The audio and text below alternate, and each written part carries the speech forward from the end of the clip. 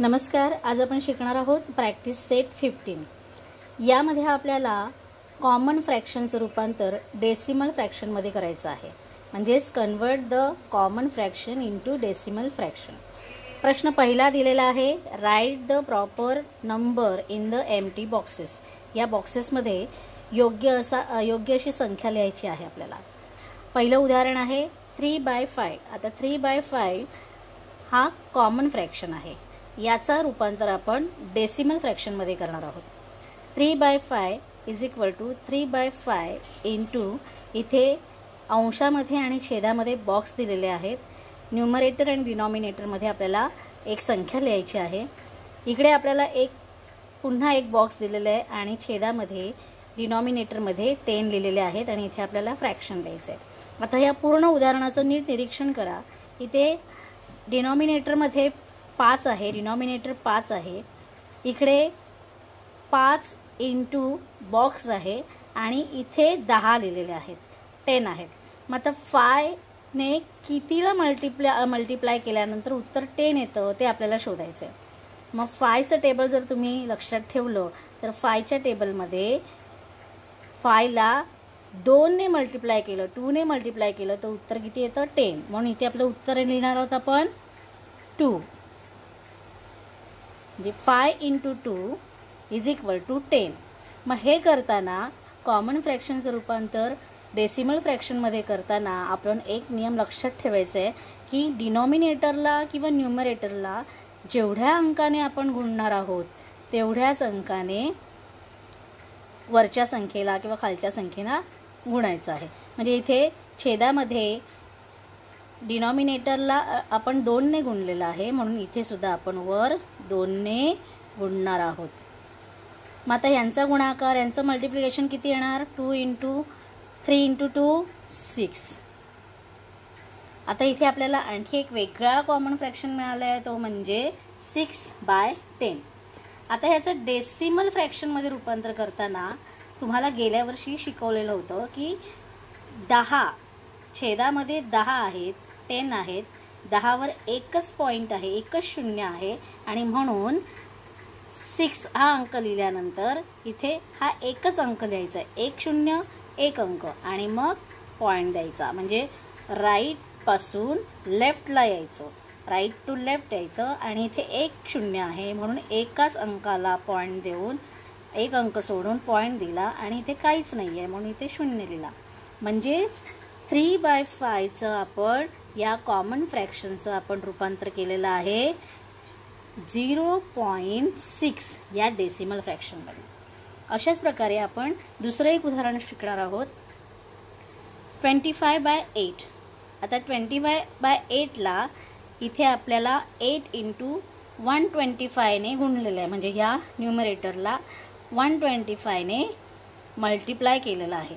आता मगाशी जो मी नियम सांगितला त्याचप्रमाणे 125 ने जर खाली मल्टिप्लिकेशन केलेलं असेल तर वर सुद्धा छेदात सुद्धा म्हणजेच न्यूमरेटरमध्ये सुद्धा आपल्याला तेवढ्यानेच गुणावं लागेल. मग 25 इंटू 125 याचं आन्सर येतं 3125. 3125. आता या सगळ्यांचा गुणाकार जर केला तर 8 इंटू 125 म्हणजेच 1000 आणि 25 इंटू 125 इज इक्वल टू 3125. आता मगाशी जो मी नियम सांगितला या वरच्या उदाहरणामध्ये की 1 0 असेल तर आपण एक पॉइंट राईट पासून सोडायचा, लेफ्टला, राईट टू लेफ्ट. आता इथे किती आहेत बघा, 1000 आहेत डिनॉमिनेटरमध्ये, 1 2 3. म्हणजेच ही जर आपण संख्या इथे लिहिली 3125, इथे 1 2 3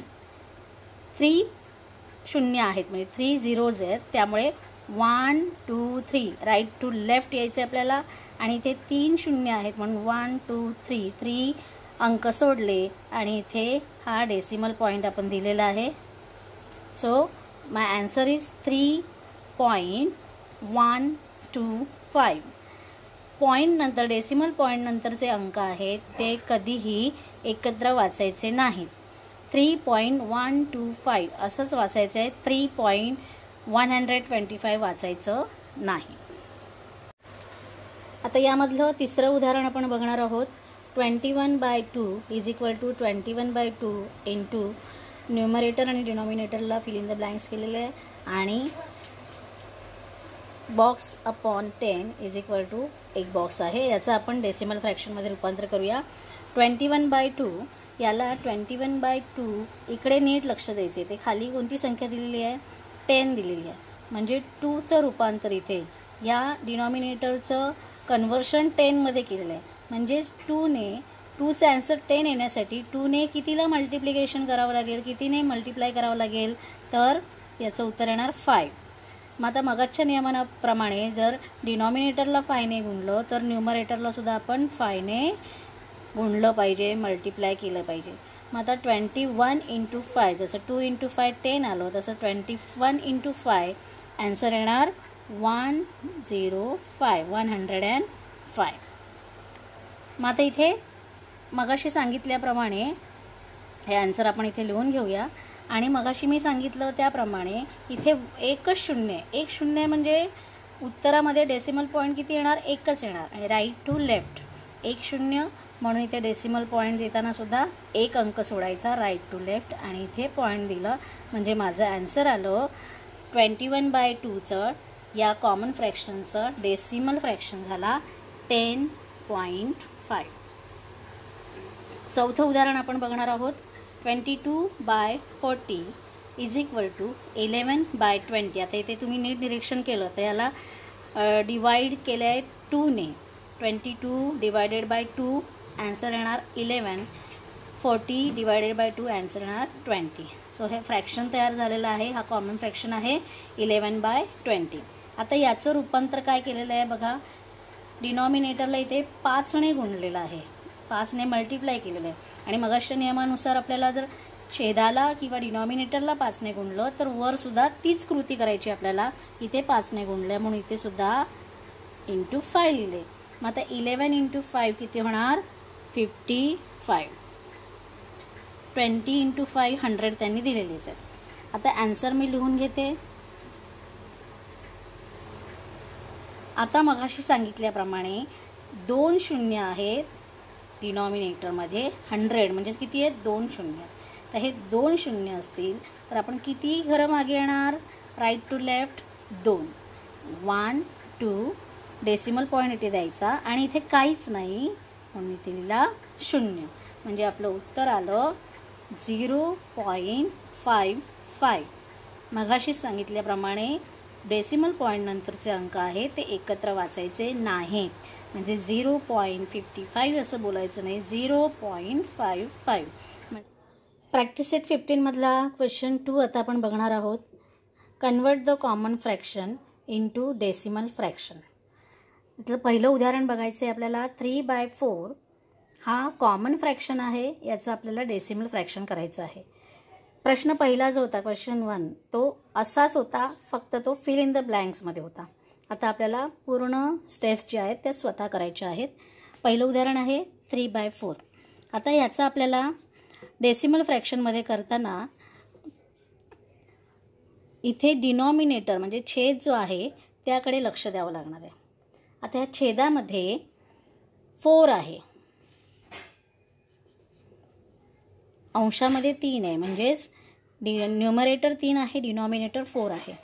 आता आपल्याला या 4चं रूपांतर आयदर 10, 100 किंवा 1000 मध्ये करायचं आहे, जेणेकरून आपल्याला डेसिमल पॉईंट लिहिणं सोपं होईल.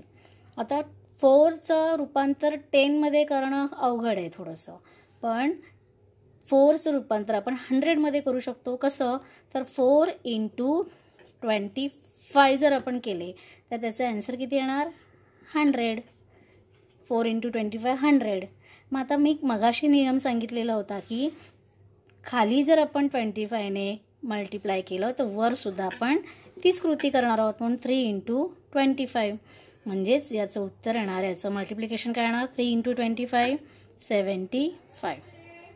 आता हा आपल्याला एक फ्रॅक्शन मिळालेला आहे 75/100. हा कॉमन फ्रॅक्शन मिळाला आहे. आपल्याला हवा आहे डेसिमल फ्रॅक्शन. मग उत्तर आपण लिहिलं जे आहे 75 हे लिहिलं. आता 2 शून्य आहेत 100 म्हणजेच 2 शून्य आहेत, म्हणून राईट टू लेफ्ट किती संख्या सोडायच्या? 2. 1 2 पॉईंट आणि इथे काही नसेल तर शून्य द्यायचे. म्हणजे 3/4 या कॉमन फ्रॅक्शनचं आपण कन्व्हर्शन केलेलं आहे, रूपांतर केलेलं आहे 0.75 या डेसिमल फ्रॅक्शनमध्ये. अजून एक आपण दुसरं उदाहरण पाहणार आहोत. 4/5. आता 4/5 याचं रूपांतरसुद्धा आपल्याला अशाच त्याच्या डिनॉमिनेटरमध्ये असाच एक आपल्याला 10, 100, 1000 यापैकी कोणती एक संख्या येते का पाहिजे. आता 5 मध्ये जर आपण 5चं रूपांतर 10 मध्ये केलं तर अगदी सोपं आहे. म्हणजे 5ला जर आपण 2 ने मल्टिप्लाय केलं तर त्याचं उत्तर येणार आहे 10. मग आता इथे 2 ने मल्टिप्लाय केलं म्हणून वर सुद्धा 2 ने मल्टिप्लाय केलं. मग 4 × 2 बरोबर 8. म्हणजे आपल्याला कॉमन फ्रॅक्शन मिळाला 8/10. आता याचं उत्तर लिहिताना डेसिमल फ्रॅक्शनमध्ये लिहिताना इथे उत्तर लिहिलं मी 8. आता 10 म्हणजेच किती शून्य आहेत वर? एकच. म्हणजे राईट टू लेफ्ट किती संख्या सोडायची? 1. म्हणून 8 ही एकच संख्या आहे म्हणून इथे पॉईंट दिला आणि इथे काहीच नाही म्हणून शून्य लिहिला. म्हणजेच 4/5 या कॉमन फ्रॅक्शनचं रूपांतर झालेलं आहे 0.8 या डेसिमल फ्रॅक्शनमध्ये. प्रॅक्टिस सेट 15 मध्ये आता आपण तिसरं उदाहरण पाहणार आहोत. 9/8 इज इक्वल टू. आता इथे 9/8 हे फ्रॅक्शन आपण लिहिलेलं आहे कॉमन फ्रॅक्शन. आता या डिनॉमिनेटरचं रूपांतर आपण अशा संख्येमध्ये करणार आहोत म्हणजे 10, 100 किंवा 1000 मध्ये. तर आता 10 मध्ये तर होणार नाही मल्टिप्लिकेशन करून, 100 मध्ये सुद्धा होणार नाही. त्यामुळे मी इथे 125 ने जर इथे मल्टिप्लाय केलं तर इथे मला आन्सर मिळणार आहे 1000. आता इथे 125 ने मी 125 ने मल्टिप्लिकेशन केलं आहे त्यामुळे मला वर सुद्धा 125 नेच मल्टिप्लाय करावं लागेल 9ला आणि याचं उत्तर येणार 1125. आता बघा 1125 अपॉन 1000. मग आपलं उत्तर जे आहे वरचं ते लिहून घेतलं आपण 1125. 1125. आता नेहमीप्रमाणे आपण काय करणार? 1000 मध्ये किती झिरो आहेत? 1 2 3 म्हणून राईट टू लेफ्ट 3 घरं मागे येणार आपण 1 2 3 डेसिमल पॉईंट. म्हणजे आपलं 9/8 या कॉमन फ्रॅक्शनचं रूपांतर डेसिमल पॉईंटमध्ये आपण केलेलं आहे डेसिमल फ्रॅक्शनमध्ये आणि ते आहे 1.125. पुढचं उदाहरण बघणार आहोत 17 × 20.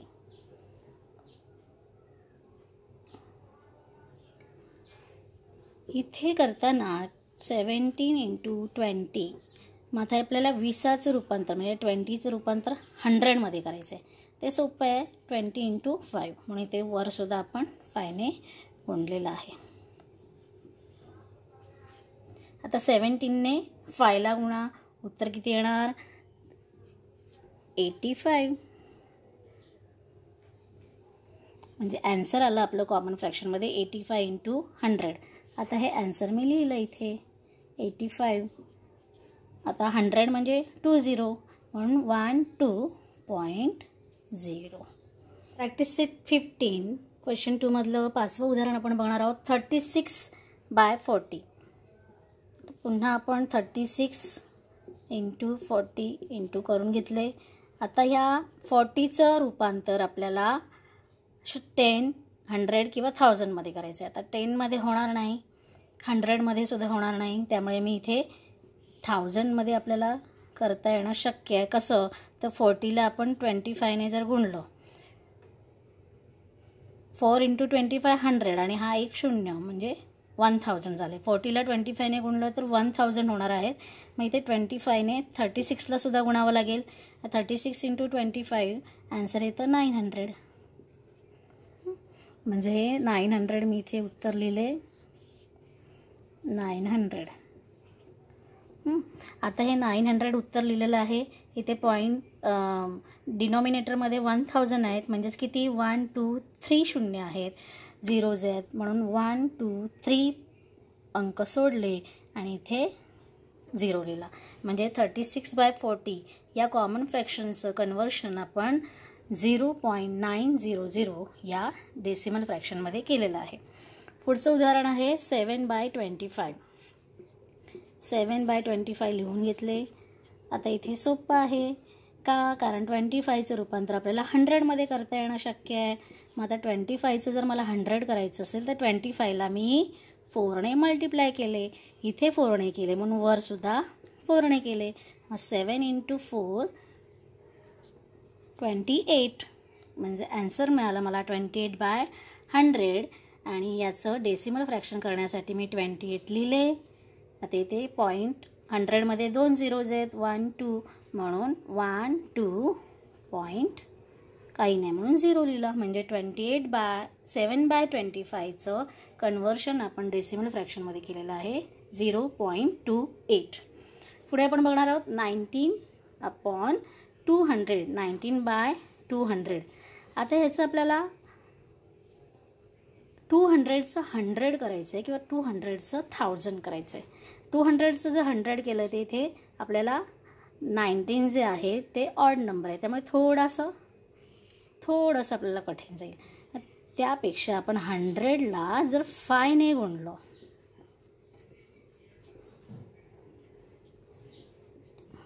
100ला 5ने गुणलो तर किती येणार बघा. 200 × 5 1000 येणार.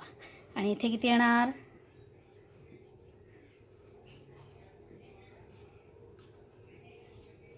95. 19 × 5 = 95. सो उत्तर आलं 95/1000. मग आता हे उत्तर मी इथे लिहिलं 95. आता इथे 1000 आहे डिनॉमिनेटर, म्हणजेच किती 1 2 3 3 झिरोज आहेत म्हणून 1 2 3. आता इथे संख्या नाही आहे म्हणून मी इथे 0 लिहिलं आहे. मी 1 2 3 0, कारण इथे 3 0 आहेत म्हणून इथे आपण 3 संख्या सोडणार आहोत. 1 2, पण 2च संख्या होत्या म्हणून आपल्याला एक संख्येसाठी 0 लिहावा लागला. 0 पॉईंट आणि इथे काहीच नाही म्हणून 0. म्हणजेच 19/200 या कॉमन फ्रॅक्शनचं रूपांतर आपण 0.095 या डेसिमल फ्रॅक्शनमध्ये केलेलं आहे. आता आपण पाहणार आहोत प्रॅक्टिस सेट 15 मधला प्रश्न 3. Question 3. Convert the decimal fractions into common fraction. मगाशी आपण जे केलेलं होतं कॉमन फ्रॅक्शनचं डेसिमल फ्रॅक्शनमध्ये रूपांतर केलं होतं. आता आपल्याला डेसिमल फ्रॅक्शनचं कॉमन फ्रॅक्शनमध्ये रूपांतर करायचं आहे. पहिलं उदाहरण आहे 27.5. तर 27.5 मगाशी मी जे सांगितलं होतं की पॉईंट नंतर एक संख्या असेल तर त्याचा अर्थ छेदामध्ये म्हणजे डिनॉमिनेटरमध्ये एक शून्य असलेली संख्या कोणती 10. 10 म्हणजे 10 100 1000 याच संख्या आपल्याला बघायच्या आहेत. 10 100 1000 1000 हे डेसिमल फ्रॅक्शनमध्ये डिनॉमिनेटर असतात. त्यामुळे 27/5 आहे. इथे एकच पॉईंट आहे म्हणून मी लिहिलं आहे 27.5. याचं मला जर कॉमन फ्रॅक्शनमध्ये रूपांतर करायचं असेल तर मी इथे छेद देणार. इथे 1 पॉईंट आहे, पॉईंट नंतर एकच संख्या आहे म्हणून एकावर फक्त एकच शून्य लिहिलेलं आहे. आणि हा शून्य लिहिल्यानंतर हा पॉईंट लिहायची गरज नाही. म्हणजे उत्तर येणार 275/10. समजलं. आता दुसरं आहे 0.007. आता इथे किती आहेत 1 2 3 3 म्हणजेच किती येणार डिनॉमिनेटरमध्ये एकावर किती शून्य येणार. इथे 1 2 3 आहेत म्हणून 1 2 3 1000 आणि 1000 लिहिल्यानंतर हा पॉईंट निघून जाणार. म्हणजेच 007. 007 म्हणजेच काय 7/1000. 007 असं आपण लिहित नाही, 7च लिहितो, त्यामुळे 7/1000. आता ते 90.8 आहे. इथे सुद्धा किती आहे 90.8 आहे. आता इथे 90.8 आहे. आता इथे पॉईंट नंतर एकच संख्या म्हणजे एकावर किती शून्य द्यावं लागेल एकच, म्हणजे 10 येणार. आणि तो आल्यामुळे इकडचा हा पॉईंट गेला. म्हणजे इथे उत्तर आलं 908/10 म्हणजेच 90.8. चौथं उदाहरण आहे 39.15. आता याचं उदाहरण सोडवताना इथे किती पॉईंट आहेत, पॉईंट नंतर किती घरं आहेत, किती संख्या आहेत, 2 आहेत, 1 आणि 2. म्हणजे 1 2 लिहिल्यानंतर इथे छेदामध्ये किती लिहावे लागतील, इथे 1 2 आहेत, पॉईंट नंतर फक्त 2 संख्या आहेत 1 2. म्हणून इथे एकावर आपल्याला 2 0 लिहावे लागतील म्हणजे 100 लिहिल्यामुळे हे पॉईंट जाणार. त्यामुळे 3915 हे आपलं उत्तर आलं. इथे सुद्धा बघा 3.12 आहे. आता छेदामध्ये आपल्याला किती लिहावं लागेल डिनॉमिनेटरमध्ये, इथे पॉईंट नंतर किती अंक आहेत 1 2 म्हणून एकानंतर 1 2 हे 2 शून्य लिहिले म्हणजे 100 आले. 100 आल्यामुळे हा पॉईंट काढायचा म्हणजे उत्तर आलं 312/100. आता इथे बघा 7.400 आहे. आता इथे किती आहेत 1 2 3, पॉईंट नंतर किती संख्या आहेत, पॉईंट नंतर 1 2 3 म्हणून 1 नंतर किती शून्य लिहायचे 1 2 3, कारण इथे 1 2 3 संख्या होत्या म्हणून 1 2 3 लिहिलं. आता खाली छेद लिहिल्यामुळे हे काढून टाकायचं म्हणजे 70,400 झालं. पण आता या 2 शून्य जे आहेत ते आपल्याला सहज कट करता येतील म्हणजेच आपलं उत्तर आलं 704/10. हे आपलं उत्तर आलं 704/10.